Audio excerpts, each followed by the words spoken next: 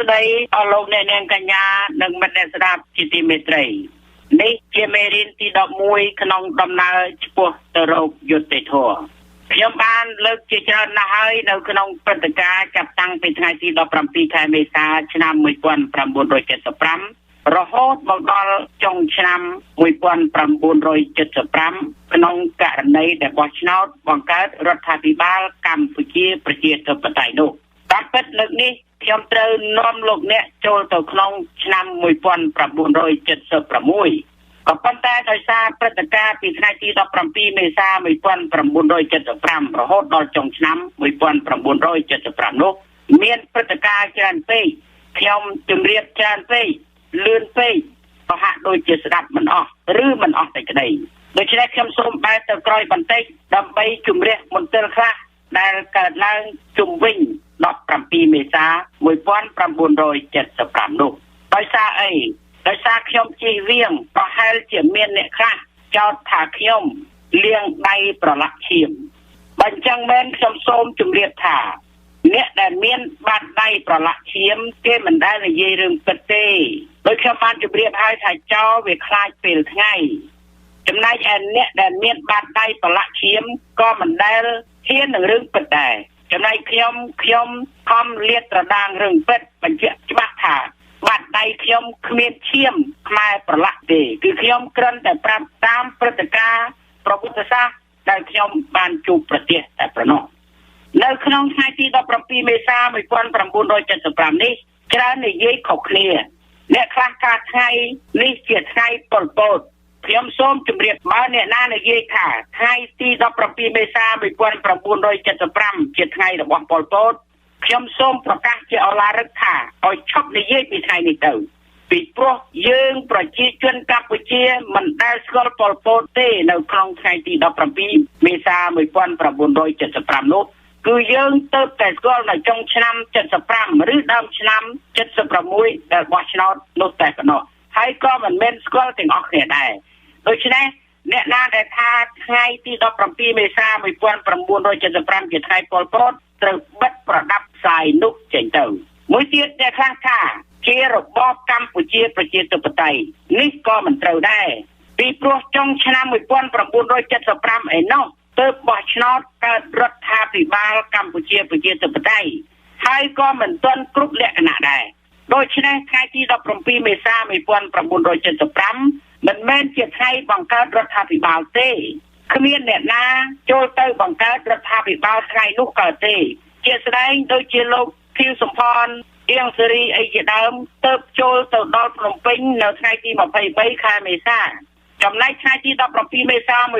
1975ចូលទៅដល់មុនគេគឺមានតែអ្នកកំប៉ិតកំប៉ុកនិងជំនាញការយល់ពីអ្នកតែប៉ុណ្ណោះអ្នកធំជាងនោះមានតែកុយធូនដែលចូលទៅដល់ទ្រង់នៅទន្លេ4មុខវេលាម៉ោង 9 កន្លះព្រឹកតែប៉ុណ្ណោះដូច្នេះគ្មានអ្នកណាបង្កើតរដ្ឋាភិបាលទេបើបង្កើតមានតែខ្ញុំតែប៉ុណ្ណឹងដែលអាចបង្កើតបានព្រោះខ្ញុំទៅមុនគេនេះខ្ញុំសូមបញ្ជាក់អញ្ចឹងមិនមែនតែខ្ញុំទេគឺប្រហែលអ្នកដែលទៅមុនគេហ្នឹងមុនកុយធូននឹងទៅទៀតកុយធូនអ្នកទទួលខុសត្រូវរួមលើសមរភូមិភ្នំពេញក៏ទៅមិនទាន់ពួកខ្ញុំដែរពួកខ្ញុំនឹងទៅមុនដូច្នេះបើថាបង្កើតរដ្ឋាភិបាលវាមានតែពួកខ្ញុំនឹងអ្នកបង្កើតដូច្នេះហើយបានខ្ញុំថាកុំនិយាយព្រេះផ្ដាស់ជាពិសេសអ្នកដែលស្រាវជ្រាវឯកសារដឹកនាំដោយលោកឆាំងយុជាដើមនៅតែនិយាយដែលថាកម្ពុជាប្រជាធិបតេយ្យពីថ្ងៃទី17មេសា1975ដាក់ក្នុងសាលាក្តីដូច្នេះយើងសូមបដិសេធនិងសូមទិដ្ឋចោលសម្ដីនេះទាំងស្រុងហើយមិនយកជាការអ្នកណាដែលតាំង17មេសា1975ថាជាថ្ងៃកម្ពុជាប្រជាធិបតេយ្យយើងសូមទិដ្ឋចោលទាំងស្រុងទាំងក្នុងសាលាក្តីក៏ដោយមិនទទួលយកមកដោះស្រាយទេហើយអ្នកខ្លះទៀតថាជាថ្ងៃរបស់ខ្មែរក្រហមយើងក៏សូមបដិសេធទៀតខ្មែរក្រហមមិនដែលមានទង់នៅអង្គការសហប្រជាជាតិទេប្រជាជនកម្ពុជាចូលព្រៃម៉ាគីតស៊ូធ្វើបដិវត្តមិនមែនចូលធ្វើខ្មែរក្រហមទេគឺគេចូលធ្វើបដិវត្តក្រមទង់រណសេរីរបស់សម្ដេចនរោត្តមសីហនុដែលមានអាសនៈនៅអង្គការសហប្រជាជាតិហើយការតស៊ូនេះរហូតដល់បានមេដាយនៅឆ្នាំ1973ពីសហគមន៍អន្តរជាតិដែលលើកតម្កើងការតស៊ូរំដោះជាតិរបស់ប្រជាជនកម្ពុជាដូច្នេះអ្នកណាដែលចោទថាខ្មែរក្រហមឬថាថ្ងៃទី17មេសា1975ជា ជាថ្ងៃរបស់ខ្មែរក្រហមយើងសូមទត់ចោលទាំងស្រុងហើយចាត់ទុកអ្នកនេះជាពួកវិឆេទករជាពួកបំរើអបាយកលយួនបំបែកបំបាក់ដើម្បីគ្រប់គ្រងនិងនយោបាយយកស្លឹកត្នោតខ្ចប់ស្វាយត្នោតទៅឯងរបស់មិនតិចហើយចេះតែខំប្រឌិតបំពុលតែបរិយាកាសមួយទៀតនិយាយថាលោកអៀងសារីជាឧបនាយករដ្ឋមន្ត្រីក្រសួងការបរទេសត្រឹមឆ្នាំ1975ខុសស្រឡះតាមពិតលោកអៀងសារីធ្វើឧបនាយករដ្ឋមន្ត្រីក្រសួងការបរទេសតាំងតែពីឆ្នាំ1970មកម្លេះយើងមិនកាន់ជើងអៀងសារីទេតែយើងនិយាយការពិតយ៉ាងម៉េចនៅពេលដែលសម្ដេចនរោត្តមសីហនុប្រកាសឲ្យកូនចៅចូលព្រៃម៉ាគីថ្ងៃទី23ខែមីនាឆ្នាំ1970នោះពេលនោះសម្ដេចនរោត្តមសីហនុបានបង្កើតរាជរដ្ឋាភិបាលបង្រួបបង្រួមជាតិកម្ពុជាជាភាសាអង់គ្លេសថា Government Royal United Nation កម្ពុជាហៅជាអក្សរកាត់ថាក្រុងគឺរាជរដ្ឋាភិបាលបង្រួបបង្រួមជាតិកម្ពុជាដែលមានសម្ដេចនរោត្តមសីហនុជាប្រមុខរដ្ឋដដែលហើយសម្ដេចប៉ែននុតជានាយករដ្ឋមន្ត្រីហើយលោកអៀងសារីជាឧបនាយករដ្ឋមន្ត្រីក្រសួងការបរទេសដូច្នេះអ្នកណាដែលថាអៀងសារីទៅតែធ្វើឧបនាយករដ្ឋមន្ត្រីត្រឹមឆ្នាំ1975នោះគឺជាការខុសស្រឡះដោយសារតែមានរាជរដ្ឋាភិបាលបង្រួបបង្រួមជាតិនេះហើយបានជាជាក់ស្ដែងនៅឆ្នាំ1971សម្ដេចព្រះនរោត្តមសីហនុក្នុងនាមប្រមុខរដ្ឋកម្ពុជាបានទៅធ្វើទស្សនកិច្ចនៅកូរ៉េខាងជើងដែលទទួលស្វាគមន៍ដោយលោកគឹមអ៊ិនស៊ុងនេះជារឿងជាក់ស្ដែងដែលបងប្អូនត្រូវតាមដានឲ្យបានច្បាស់លាស់ដល់ឆ្នាំ72ទើបលោកហ៊ូយុនប្រកាសប្រាប់ថាយើងមិនប្រើរាជរដ្ឋាភិបាលទេគឺយើងត្រូវប្រើរណសេរីរួបរวมជាតិកម្ពុជាគឺ Front United Nation កម្ពុជារណសេរីរួបរวมជាតិកម្ពុជាមានសម្ដេចនរោត្តមសីហនុជាប្រធានមានលោកខៀវសំផនជាអនុប្រធាននិងលោកអៀងសារីជាឧបនាយករដ្ឋមន្ត្រីក្រសួងការបរទេសឃើញទេនៅតែក្រសួងការបរទេសដដែលនៅពេលដែលបោះឆ្នោតឆ្នាំ1975ដែលបង្កើតរដ្ឋាភិបាលកម្ពុជាប្រជាធិបតេយ្យនោះគឺលោកខៀវសំផនជាប្រធានគណៈប្រធានរដ្ឋលោកសៅភឹមជាអនុប្រធានគណៈប្រធានរដ្ឋលោករស់ញឹមជាអនុប្រធានគណៈប្រធានរដ្ឋបានសេចក្តីថាអនុប្រធានគណៈប្រធានរដ្ឋមាន2រូបហើយលោកអៀងសារីជាឧបនាយករដ្ឋមន្ត្រីក្រសួងការបរទេសដដែលឃើញទេហើយក្រៅពីនោះដូចជាអ្នកស្រីអៀងសារីដូចជាជេងអនវ៉ាន់វេតអីជាដើមត្រូវធ្វើជាក្រសួងផ្សេងៗនៅក្នុងរដ្ឋាភិបាលដូច្នេះសេចក្តីបញ្ជាក់ច្បាស់ថាអៀងសារីមិនមែនទៅនឹងធ្វើមន្ត្រីក្រសួងការបរទេសនៅឆ្នាំ1975ដោយអ្នកណាថាទាំងងងឹតងងល់នោះទេមួយទៀតថាចូលទៅជំនិះប្រជាជនដោយបង្ខំរឿងជំនិះប្រជាជននេះត្រូវស្ដាប់ឲ្យច្បាស់ខ្ញុំសូមលំអិតកន្លែងនឹងដើម្បីឲ្យជ្រះស្រឡះទីមួយយើងត្រូវទទួលស្គាល់ការពិតមួយទាំងអស់គ្នាថាពីថ្ងៃទី18ខែមីនាឆ្នាំ1970មកគឺភ្លើងសង្គ្រាមវៀតណាមខ្ទាតមកឆេះពេញកម្ពុជាយើងត្រូវស្គាល់កន្លែងនេះទាំងអស់គ្នាស្គាល់ថាកម្ពុជាមានសង្គ្រាមភ្លើងសង្គ្រាមនេះបានឆេះហូរហែរហូតតាំងពីឆ្នាំ70 71 72 73 74 75មកដល់ឆ្នាំ1975ដែលចូលទៅភ្នំពេញនោះរឿងជំលិះប្រជាជនយើងថាមានផែនការជំលិះក៏ថាបានថាមិនមានផែនការជំលិះក៏ថាបានហេតុអីបានថាអញ្ចឹងតែថាផែនការជំលិះក៏ថាបាននោះគឺមានផែនការជំលិះមែនប៉ុន្តែពេលដែលវាយនៅថ្ងៃចាប់ផ្ដើមវាយពីថ្ងៃទី12ខែមេសាឆ្នាំ1975នោះអត់មានដាក់ផែនការទេ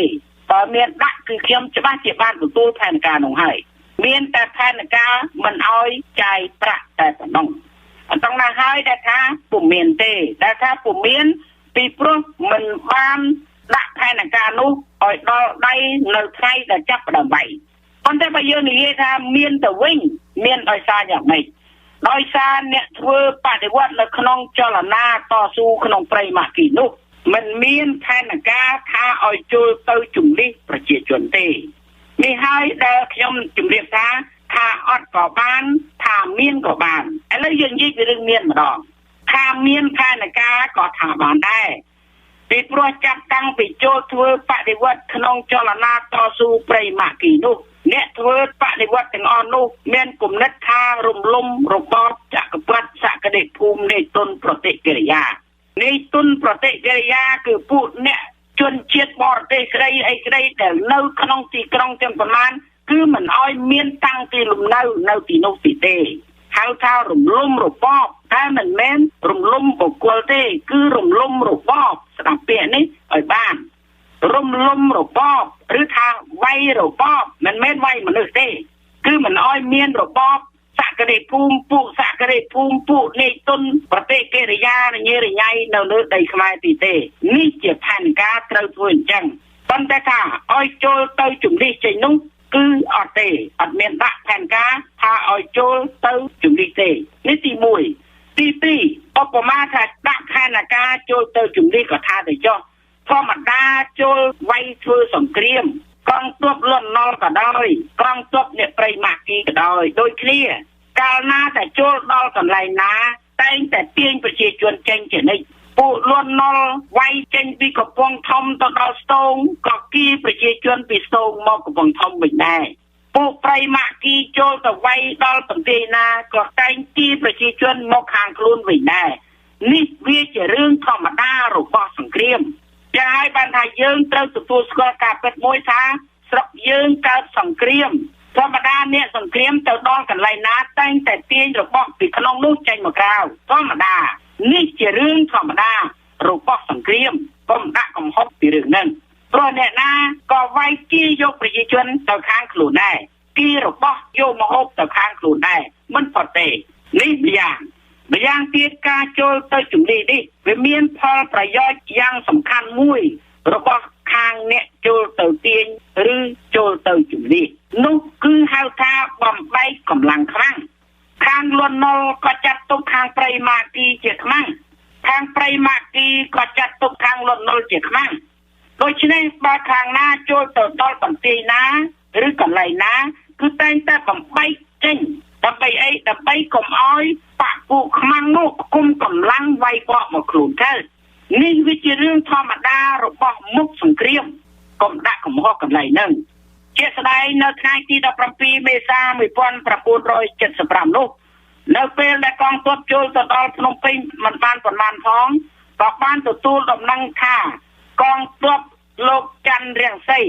បានក្រឡាខ្លួនជាអ្នកស្លៀកខ្មៅពាក់ខ្មៅប្រហែល50នាក់រងចាំទទួលពួកគីវសំផនអីជាដើមបើសិនណាជាចូលភ្នំពេញនឹងបាយកំតិចមួយផ្លេតហ្នឹងអត្រង់ហ្នឹងហើយដែលធ្វើឲ្យពួកព្រៃម៉ាគីចូលទៅដល់បិទទឹកជាបន្ទាន់ដើម្បីកុំឲ្យពួកនោះមានទឹកផឹកនៅក្នុងផ្ទះ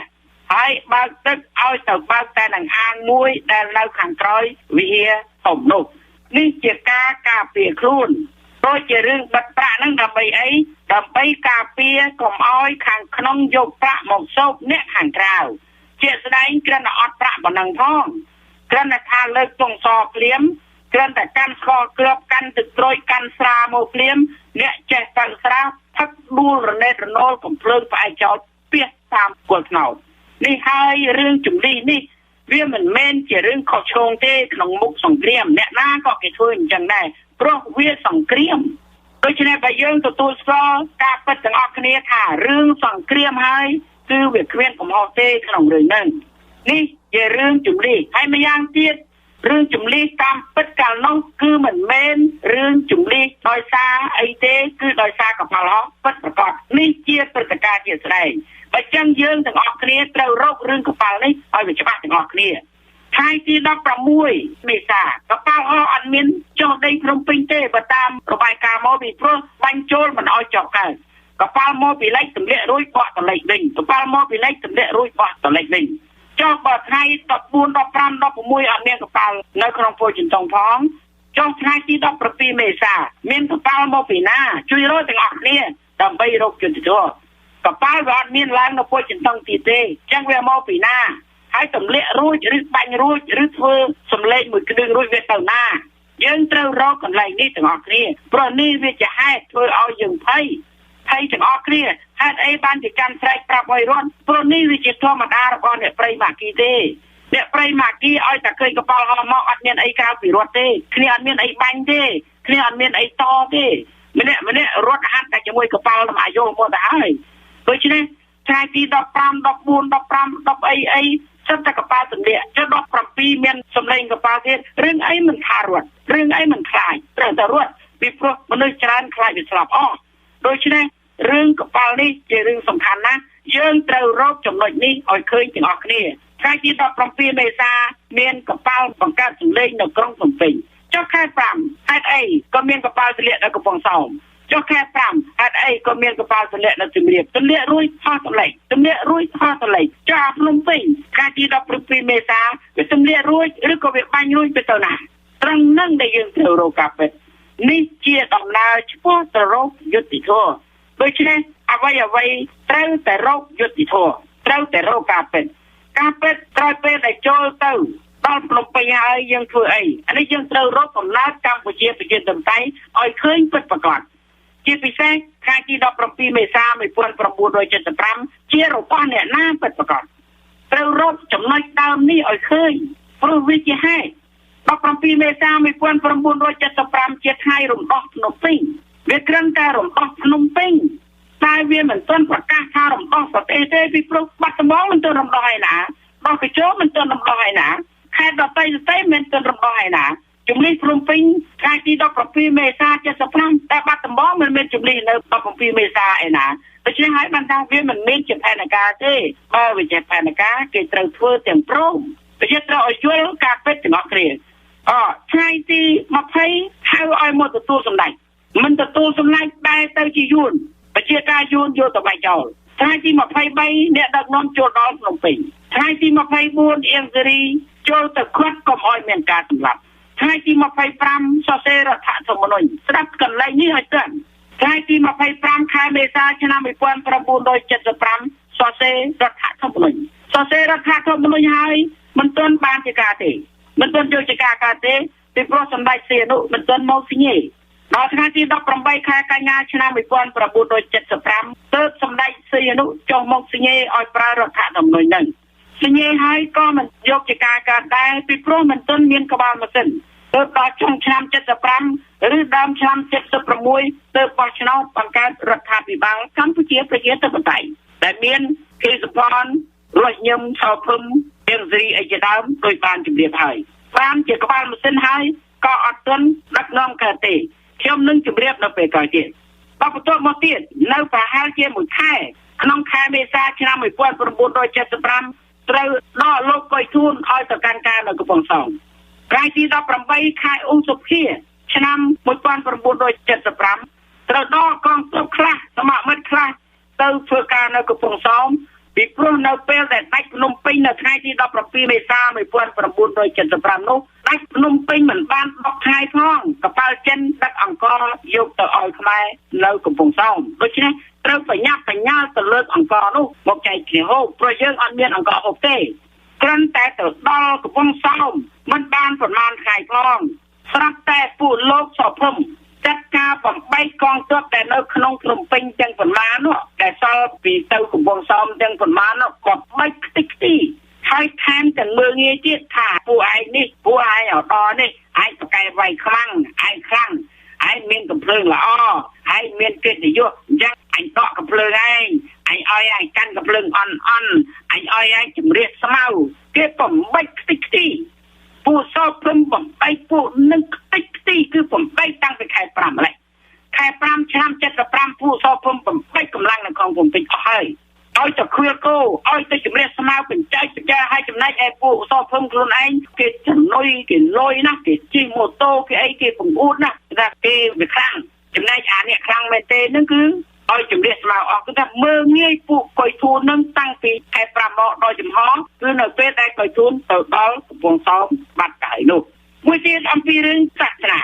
អំពីរឿងចូលទៅដល់ថាបំផ្លាញសាសនារឿងសាសនានេះសូមបងប្អូនជ្រាបឲ្យច្បាស់ខ្ញុំគ្រូសាខ្ញុំពូជអំបូរខ្ញុំក៏កាន់សាសនាដែរប៉ុន្តែរឿងថាចូលទៅបំផ្លាញពុទ្ធសាសនានៅក្នុងឆ្នាំ75នោះសូមបងប្អូនតាំងចិត្តឲ្យនឹងណូឲ្យតាំងចិត្តឲ្យជាកណ្ដាលក្នុងរឿងសាសនាពាក្យថាចូលទៅបំផ្លាញពុទ្ធសាសនាមិនត្រូវទេពីព្រោះពុទ្ធសាសនាមិនមែនពេញមកស្រុកខ្មែរណា ពុទ្ធសាសនាមានពុទ្ធ10ប្រទេសដែលគេកាន់ពុទ្ធសាសនាដូចយើងដែរដូច្នេះពាក្យថាបំផ្លាញពុទ្ធសាសនាលើពិភពលោកនោះវាអត់ត្រូវទេมันអាចបំផ្លាញកើតទេពីព្រោះពុទ្ធសាសនាវាធំជាងកម្ពុជាទៅទៀតដូច្នេះมันអាចនិយាយថាចូលទៅបំផ្លាញពុទ្ធសាសនាបានទេពីព្រោះពុទ្ធសាសនាមានទំហំធំដូចជានៅឥណ្ឌានៅភូមានៅឯណាទៀតជាដើមដូច្នេះមិនត្រូវទេដែលថាបំផ្លាញពុទ្ធសាសនានោះឥឡូវយើងស្បិចយកតែត្រង់ថាបំផ្លាញពុទ្ធសាសនាខ្មែរនិយាយតែប៉ុណ្ណឹងចុះនិយាយតែពីត្រឹមសាសនានៅក្នុងស្រុកខ្មែរចុះតើមែនឬមិនមែនពុទ្ធសាសនាខ្មែររស់ឬស្លាប់មិនមែនដោយសារអ្នកណាបំផ្លាញទេមិនមែនដោយសារអ្នកប្រៃម៉ាក់គីចូលទៅបំផ្លាញទេពុទ្ធសាសនារបស់ខ្មែររស់ឬស្លាប់វាអាស្រ័យលើរដ្ឋាភិបាលពីឆ្នាំ1950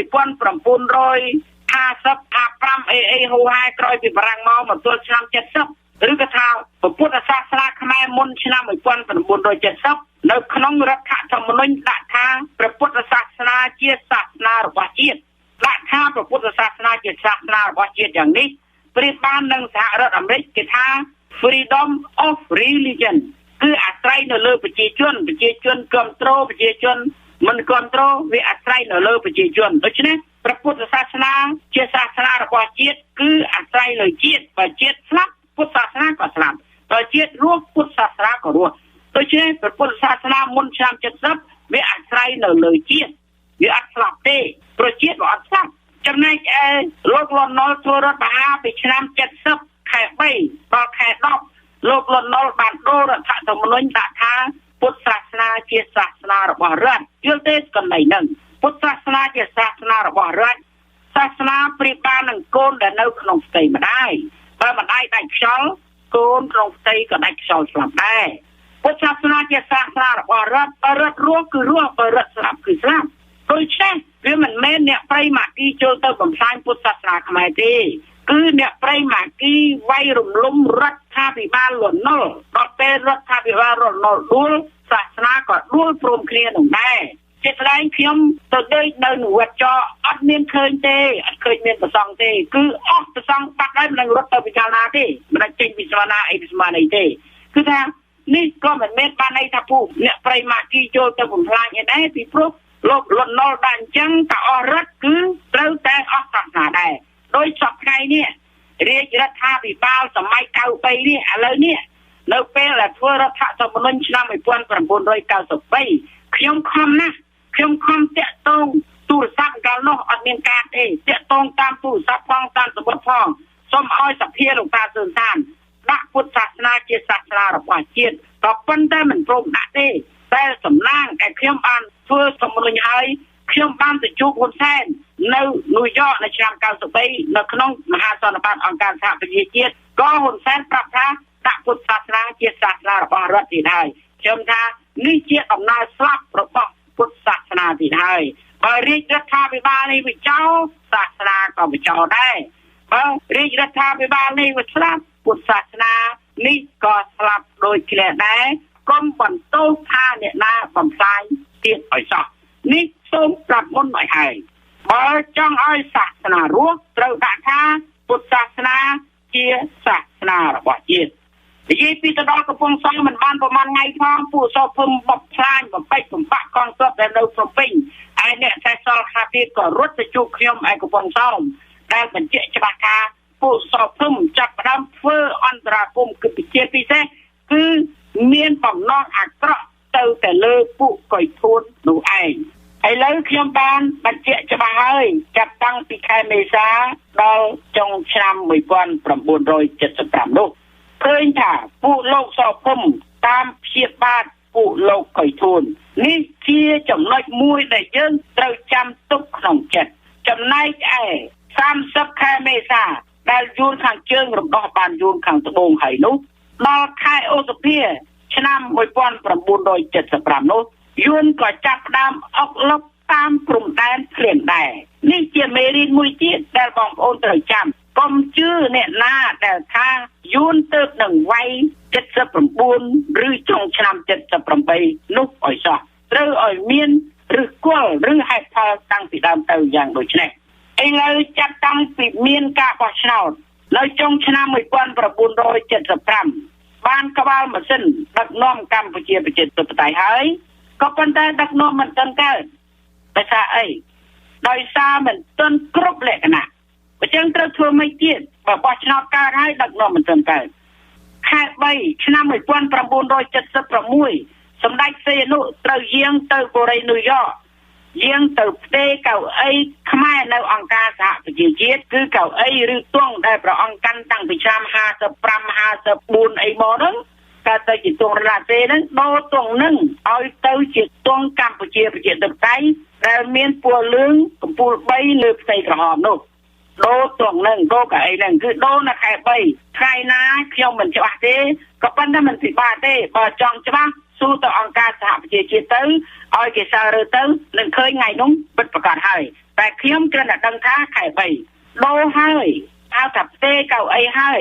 ផ្ទេរឲ្យទៅអ្នកណាគឺផ្ទេរឲ្យទៅខៀវសំផនប្រធានគណៈប្រធានរដ្ឋកម្ពុជាប្រជាធិបតេយ្យនោះឯង